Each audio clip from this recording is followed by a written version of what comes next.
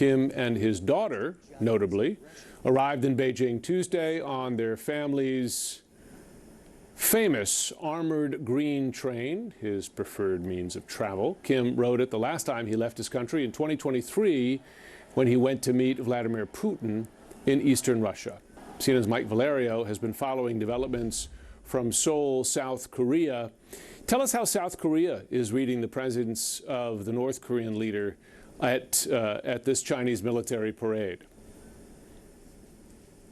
Well, it seems, Jim, that we are seeing his position at this parade, walking up and down that red carpet, right next to Xi Jinping, as restoring his place of honor. And why this is so important, and I know you said before the commercial break that, longtime ally North Korea joining Chinese leader Xi Jinping at this gathering, but things had turned decidedly chilly within the past year, 2 years, as Pyongyang became closer allies with Moscow. Certainly, Russian President Vladimir Putin incredibly grateful and glad to have the artillery and manpower support from Kim Jong-un assisting and really continuing, giving a lifeline for the Russian war in Ukraine. And as that orbit between the two countries, Russia and North Korea, seemed to draw closer, relations seemed to chill between China and North Korea. It was a year of friendship, so-called year of friendship, so noted, I should say, year of friendship between China and North Korea last year to commemorate and celebrate 75 years of diplomatic relations between Beijing and Pyongyang. But there were no visits. Xi did not come to Pyongyang. Kim did not come to Beijing. But we did see Vladimir Putin come to the North Korean capital and, for that matter, sign a mutual defense treaty promising aid in the event either of those nations, Russia or North Korea, were attacked. So certainly warm relations between Russia and North Korea. And we were all wondering what is happening with Kim Jong-un's position as it relates to his standing and friendship with Xi Jinping. And when we all got the news, Jim, a couple days ago, that Xi Jinping was personally sending an invitation to Kim Jong-un to be at this remarkable gathering and pageantry, that told all of us, okay, things are certainly warming. Xi Jinping does not want to lose Kim Jong-un from his orbit. And broadly, what this signifies, seeing these men walking side by side, the indelible image of the day, we just wrote about it on CNN.com, is that Kim,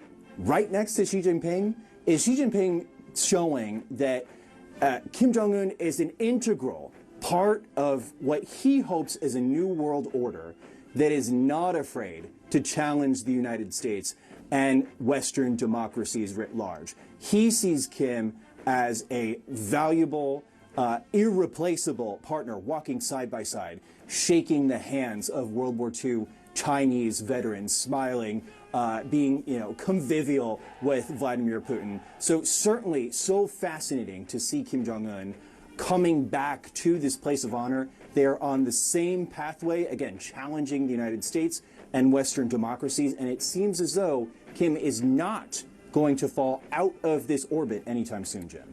Well, notably, Chinese state TV just broadcast a picture of Xi Jinping leaning over to speak to Kim Jong-un.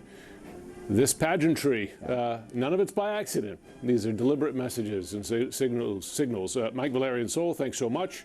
Exactly. I do want to go to our Stephen Zhang, CNN's Beijing bureau chief. He's on the line among the crowds watching this immense military display. Stephen, tell us, beyond the heat there in Beijing on this September day, tell us what the feel is like among the crowd there. Yeah, Jim, actually, I am across that wide avenue, Chang'an Avenue, that major thoroughfare cutting through the center of Beijing, as you know well, across the street from Ivan, but also facing straight to the Tiananmen Gate, where the Mao portrait has been hanging since 1949. So right now, I'm looking at all these perfectly synchronized goose-stepping soldiers marching down. And this is actually the massive military parade presided over by Harvard. The first one was in 2015, and then the second one in 2019, and now today. So in that sense, she presided over more military parade. For Mao, who of course was the founder of Communist China. And I was just recalling back in 2015, he emerged on the Tiananmen Gate. He was flanked on one side by former top Chinese leader Jiang Zemin, who of course was instrumental in putting him in that position. On the other side was Putin, but also next to Putin was then South Korean President Park, the prominent face from a U.S. ally. And so I think that image really was very indicative of Xi's place and China's place back then, as he was still consolidating power less than 3 years into. But also still having that semblance of normalcy and cordiality between China and the U.S. and its allies. Stephen Zhang, there in Beijing, we had some interference with the signal there, understandable, given the crowds. We continue to follow events in Beijing, world leaders witnessing an ongoing display of military might, choreography, song, anthems, music, artillery fire, you name it, for one of the largest displays of military might in Chinese history. I'm Jim Sciutto. Do stay with us for more special coverage of the military parade. We'll be right back.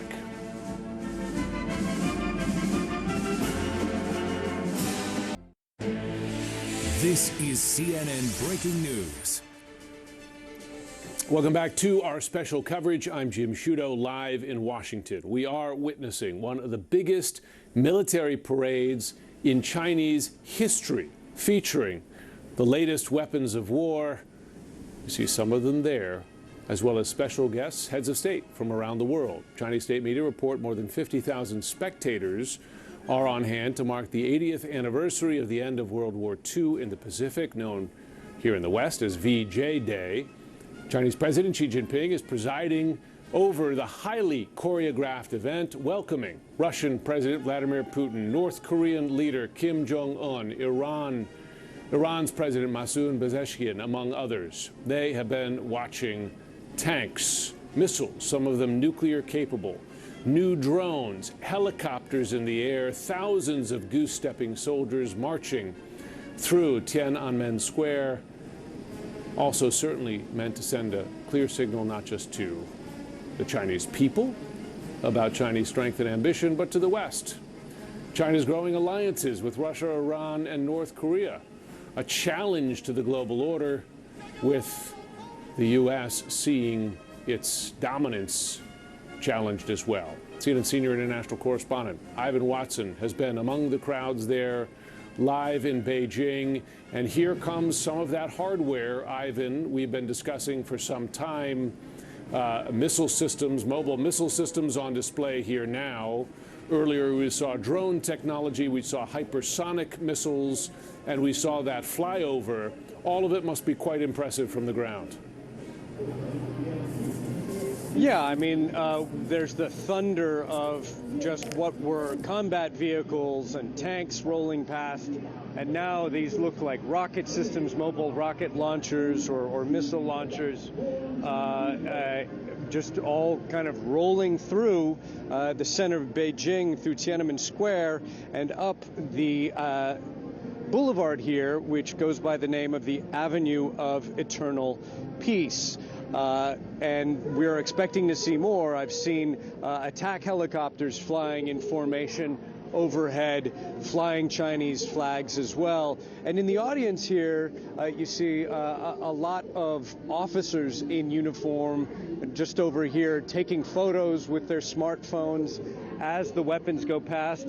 These look like rockets of some sort that are moving through. The Chinese leader Xi Jinping is over my shoulder over here at the Tiananmen Gate. We can't turn our camera in that direction. We're under strict instructions not to show that, but that is where he has been observing this along with a number of foreign dignitaries.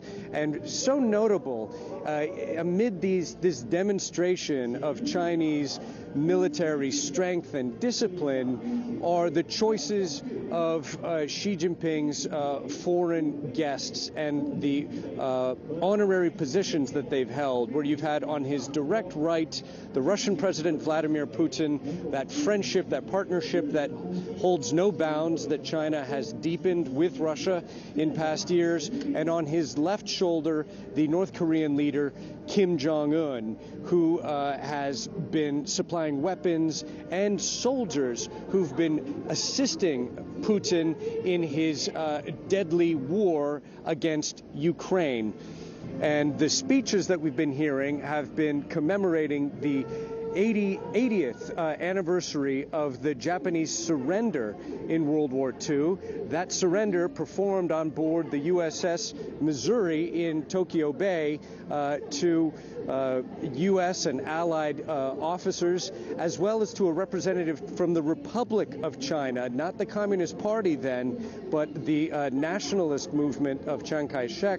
That said, what we're hearing at this gathering here is that the communists were a big part of the guerrilla resistance against 8 years of bloody, deadly Japanese occupation of China that ultimately claimed the lives of some 20 million Chinese people. So this was a major theater in World War II, and that is part of what is being celebrated here, the sacrifices and the ultimate victory against that invasion and bloody occupation. Jim. Yeah, the names Chang'an-jie, the Avenue of Eternal Peace, Tiananmen Square, the Gate of Heavenly Peace, and this massive display of weapons of war. Ivan Watson there in Beijing, thanks so much. Still with me here, Ambassador Daniel Kritenbrink, former U.S. Assistant Secretary of State for East Asian and Pacific Affairs. You know, it's interesting, as I was watching the leaders up on that dais there, among them Vladimir Putin of Russia, I wonder, does Putin, as he's sitting next to Xi Jinping watching this parade, perhaps fear what other observers have said, that Russia is more and more playing second fiddle to China to some degree, in terms of certainly economic strength, but also the size of its military, expanding resources, especially given how much Russia is bogged down in the war in Ukraine?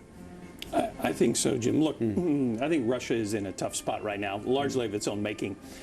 So it will take the support where it can get it. But if you take the long-term view of Russia-China relations, you know how complicated that is. You know the mutual suspicion that exists on both sides. I don't know whether this will be a long-term enduring relationship or not, but it's certainly mutually beneficial for both sides right now. For now, it is not, and neither with North Korea or Iran, a true alliance in that there is no mutual defense component to these relationships, which serve their interests. With North Korea, there is an element of that given, and really it's the one and only given that you have troops on the ground in Europe. Yeah. Well, the treaty between China and North Korea, for example, in that case. But yeah, there's not a formal alliance among these countries and what they're doing, but they think that their interests have brought them together, and you can see that the United States and their desire to resist the United States, stand up to the United States, is really bringing all four of those countries together. It's one thing, Jim, we were discussing today at the Asia Group with my colleagues there.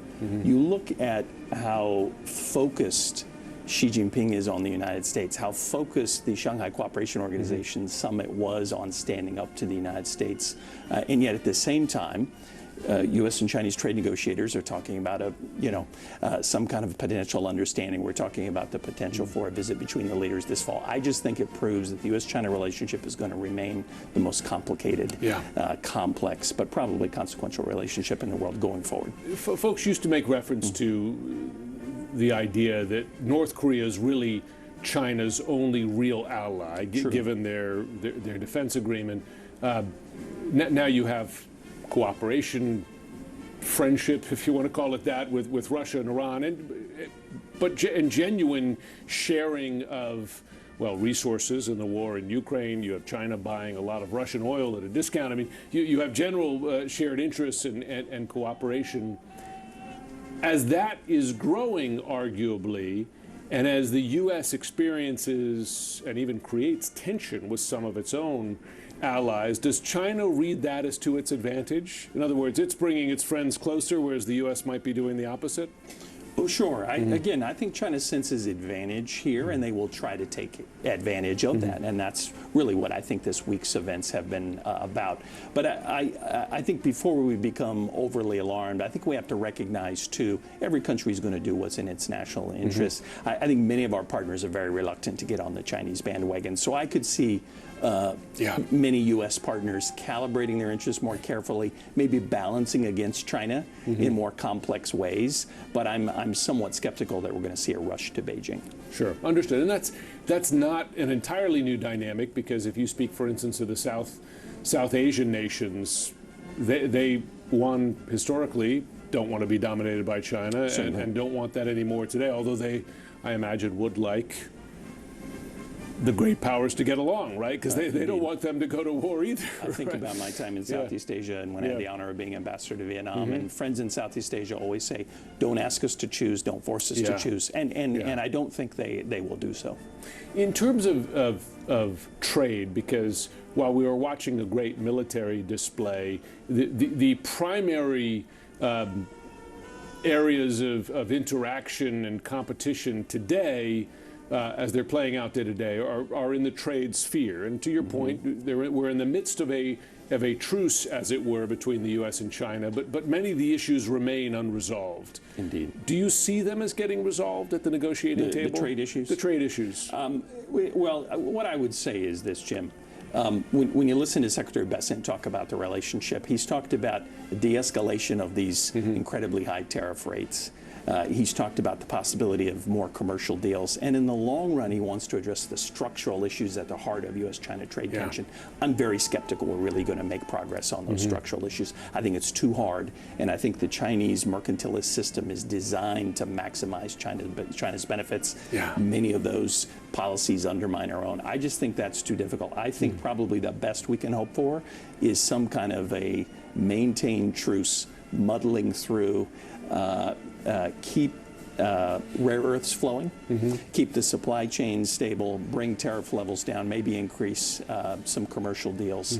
But I'm skeptical we'll really get at the heart of the U.S.-China economic competition, which is these structural issues. And some of them are structural, and some of them relate to strategic interests, right? Which countries tend not to diverge from. But at the end of the day, if the U.S. and China can find a way to prevent miscalculation and conflict, that will be a victory in and of itself in some ways. Well, as we've been speaking there, we spoke about this earlier, about the degree of military might and advanced military technology we would see on display here, but there you have among them a drone. China's made enormous advances in drone warfare in recent years. Prior, I think we saw some torpedoes as well, likely nuclear-capable torpedoes, but you're seeing some of that drone technology on display. And that is an enormous area of competition between the U.S. and China and Russia and Iran, supplying those drones to Russia. All the players deeply invested here. Ambassador Daniel Kritenbrink, it's been a pleasure having you alongside me as we watch these events unfold. Please do stay with CNN special coverage. China staging, as we're seeing, one of the largest military parades on record. More on the country's growing ties with Russia and North Korea, including nuclear cooperation, just ahead.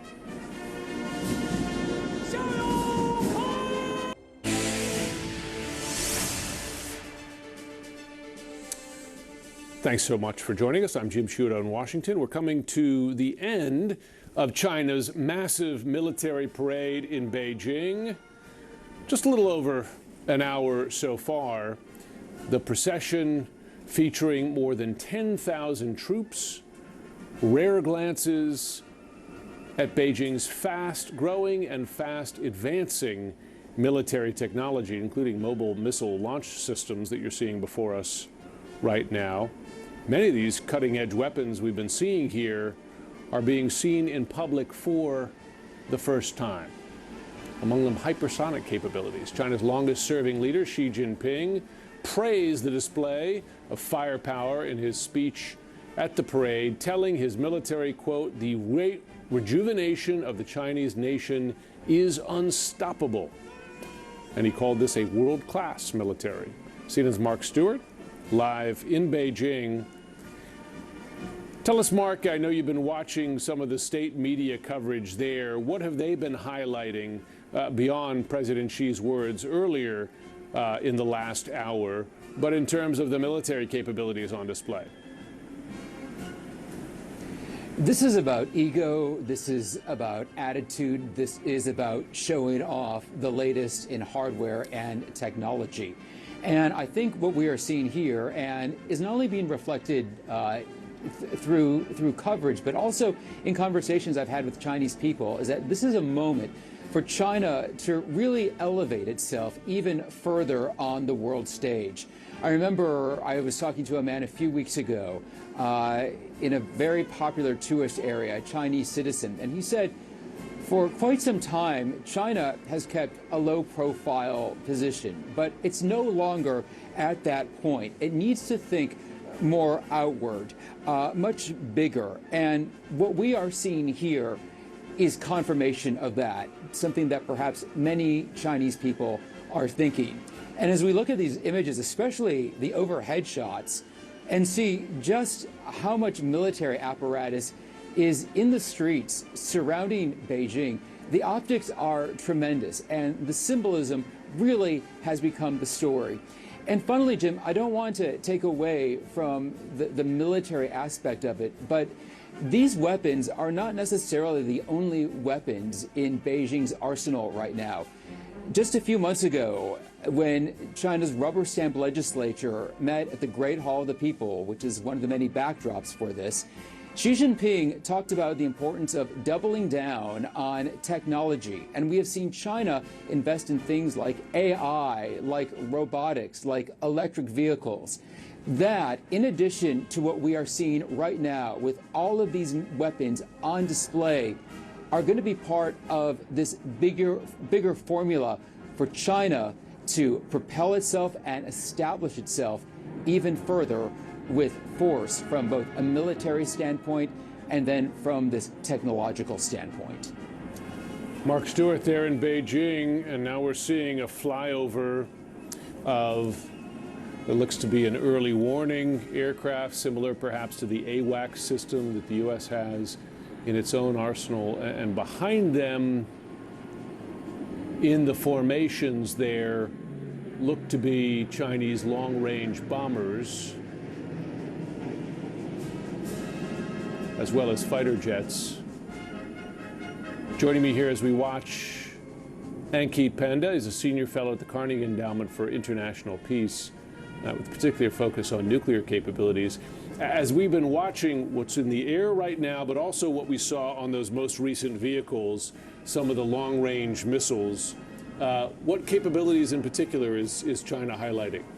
It's pretty much everything soup to nuts. We're basically seeing before us what the Chinese describe as intelligentized warfare. You see a lot of autonomous capabilities, network capabilities, modern 21st century warfighting systems, in addition to really many capabilities that have been around for a long time. And then at the very end of the parade, those large missiles that we saw were the cornerstone of China's strategic deterrence capabilities, the nuclear weapons that are currently undergoing a major quantitative buildup. Those are multi-warhead missiles, given the size that we're talking about here. Yes, some of those are multi-warhead missiles indeed. One of those does appear to be a potential system that may be used to load some of the many new silos that China has been building in the country's west. And this has been, it has been growing its nuclear arsenal from perhaps hundreds of nuclear warheads to thousands with an intent to catch up to? That's right. They're not quite yet at 1,000, yeah. but the U.S. intelligence community assesses that they'll get to about 1,500 by the mid-2030s. That's a really big expansion. At the start of this decade,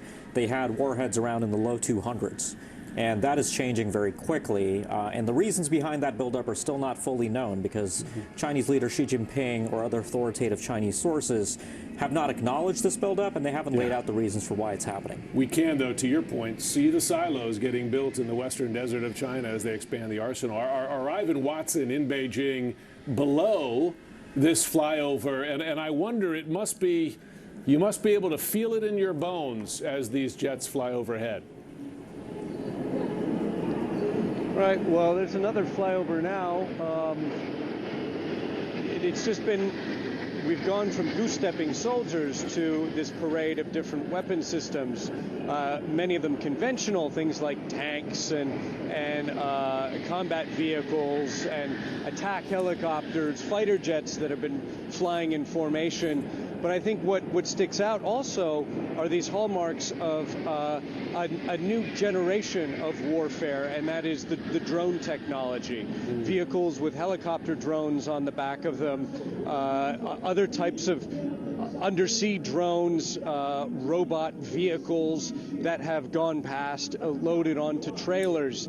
And I think that they reflect the kind of evolution of modern warfare that we've seen with such deadly results in the battlefields of Ukraine, a form of warfare and technology that China is demonstrating here, that it is technology that it is also investing in alongside other more traditional forms of weapon systems. So that kind of jumps out at me right now. But yeah, it is the roar of that looks like a tanker plane flying overhead with the tubes trailing behind to fighter jets flying overhead. So really, we're seeing a real demonstration of discipline and of the kind of weaponry in the different branches of the Chinese armed forces here in downtown Beijing. It's really quite a show, Jim. Listen, there's a reason you show off the refueling capability, because refueling gives you the capability to strike at greater distances, and that's what they're demonstrating there right now. Ivan Watson, thanks so much, and Keep Panda still with me here. Listen, the U.S. of course is investing heavily in new technologies, including drone technologies, intelligentized systems like you're talking about. Is there any way to accurately gauge where the two nations' militaries stand in terms of capabilities? Who's ahead? Who's behind? Who's ahead where? Well, it depends on how you measure. Yeah. If you just want to look at, let's say, the raw tonnage of warships that are being built in the United States and China, China's winning by a long shot. But does that tell you about how likely each country is to prevail in a conflict?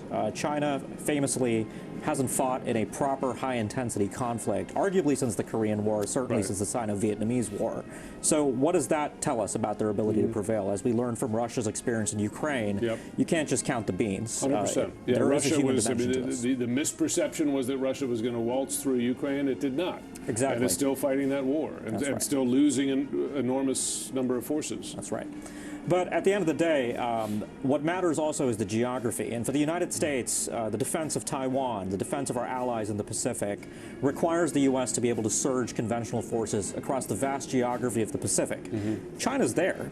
The task that they face is, in a way, a lot more logistically tractable than what the United States has to do. And a lot of the capabilities that we're seeing in this parade, if that day ever did come where the United States and China did ever go to war, which I hope, of course, is not the case, those capabilities could make things very difficult for the United States to project power across the Pacific. From a nuclear standpoint, you have China expanding its nuclear arsenal. You have Russia that recently updated its nuclear doctrine to bring nuclear weapons in more circumstances, more potential uses in warfare. And you have North Korea expanding its own nuclear arsenal. And by the way, those three countries cooperating more, which some have made the point that then challenges U.S. nuclear deterrence collectively. Does that increase the danger of nuclear conflict? Is that a sad fact that we have to confront? Well, look, what I would say is that the sad fact is really that nuclear weapons have roared back to the center of international statecraft. That wasn't the case. For the 3 decades that followed the end of the Cold War, we didn't really spend a lot of time talking about nukes or nuclear deterrence, and that has really changed. We've talked about China's buildup. You know, the Russia-Ukraine war arguably is a proxy conflict between NATO and Russia, a nuclear-armed alliance and a nuclear-armed country. North Korea is a new nuclear aspirant that is incredibly capable. Don't sleep on the North Koreans. So all of that, I think, does ultimately create the condition where if conventional wars would ever break out, with the Russians, with the North Koreans, with the Chinese, there would be an inherent nuclear dimension.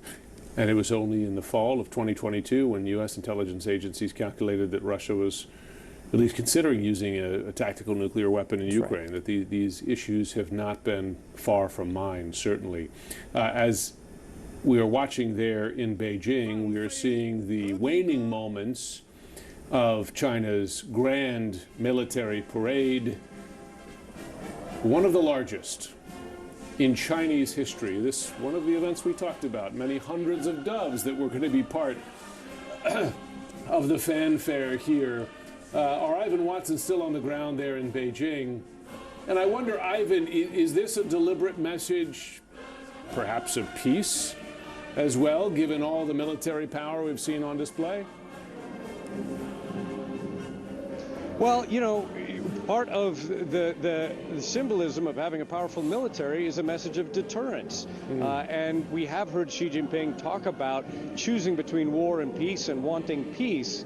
And perhaps the release of some 80,000 doves right now that's taking place would perhaps underscore that kind of a message that China says it does not want war. It wants to live in a time of win-win kind of growth, as one of the terms that Xi Jinping is fond of using right now. Amid the display that we've seen here, I do have to say, Jim, one thing that we have not seen among these weapon systems is China's new dominance on the seas, the fact that it boasts the world's largest navy right now by number of ships, eclipsing the U.S. Navy. That, of course, is that you can't bring a battleship down as many things as we've seen here. You can't bring a battleship down this avenue of eternal peace, with the name of this road here. And now we see the balloons, also some 80,000 balloons being released right now, and the symbolism there with the number. China showing off its military and remembering 80 years ago when it was invaded by Japan, and it took 8 years to fight off a Japanese invasion and occupation to the cost of potentially tens of millions of Chinese lives. And one of the messages here is clearly that that cannot happen again, and China is too strong to let something like that happen to it again. Jim. Our Ivan Watson there on the ground in Beijing. And imagery is important. Imagery in an event such as this in China is deliberate. And after, well, close to 90 minutes of military might, the missiles, the tanks, the drones, the flyovers, the bombers, the fighter jets, we see now 80,000 doves, 80,000 balloons, and many thousands flags waved there. Something of a lighter tone in the music, a little less martial than we've heard prior. Our Ankit Panda with us. In the context of Taiwan right now, I just wonder how Taiwanese officials read this military display, because they're quite concerned about being China's next target. And China's military has been quite active in operations surrounding the island of Taiwan. That's right. So Taiwan, it's no surprise, is China's primary warfighting scenario for which they plan. They're very open about this in a number of documents. Xi Jinping has talked about the possibility of unification under less than peaceful circumstances.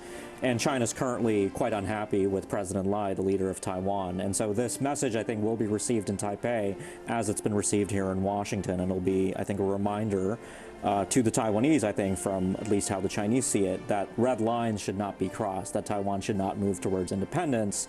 Otherwise, the alternative may be a less than peaceful resolution of this long-standing dispute between the two sides. Yeah, and, well, red lines are in the eyes of the beholder, of course, in terms of what constitutes a red line. Ankit Panda, thanks so much.